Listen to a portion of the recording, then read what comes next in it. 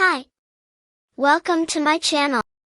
Sophie, एक प्रतिभाशाली कलाकार, अपने सपनों की तलाश में एक छोटे शहर से पेरिस चली गई थी। वह अपने दिन एक आर्ट गैलरी में काम करते हुए बिताती थी और अपनी रातें पेंटिंग बनाकर बिताती थी।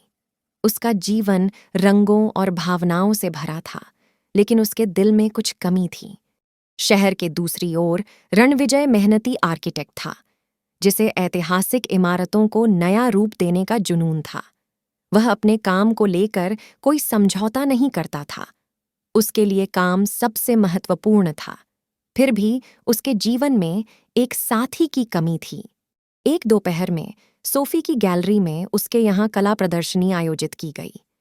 गैलरी कला प्रेमियों से गुलजार थी और सोफी की पेंटिंग्स आकर्षण का केंद्र थीं। भीड़ में रणविजय भी शामिल था, जिसे सोफी की कला में रंगों और भावनाओं के मिश्रण की काफी तारीफ की थी।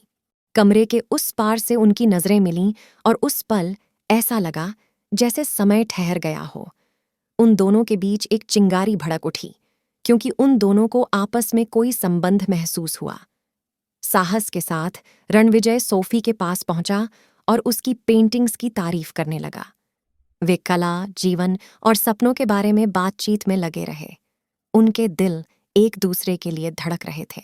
जैसे जैसे हफ्ते महीनों में बदलते गए, सोफी और रणविजय की मुलाकातें बढ़ती चली गईं।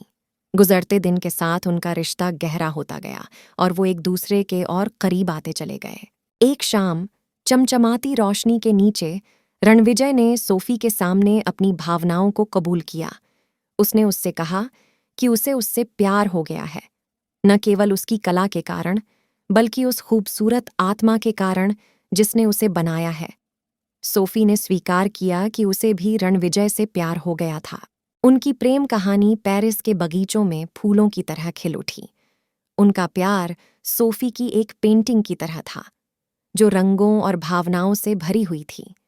पेरिस, प्यार का शहर, इन दोनों को एक साथ लाया था और उन्होंने एक दूसरे से अपने जीवन के खालीपन को भर लिया था।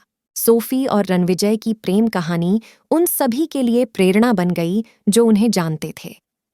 यह प्यार के जादू का एक प्रमाण था, जो साबित करता है कि कभी-कभी अनचाही राहों पर भी दो दिल एक दूसरे के लिए अपना रास्ता खोज सकते हैं और एक प्रेम कहानी बना सकते हैं जो जीवन भर चलती है। तो दोस्तों, उम्मीद है आप सबको यह छोटी सी लव स्टोरी पसंद आई होगी।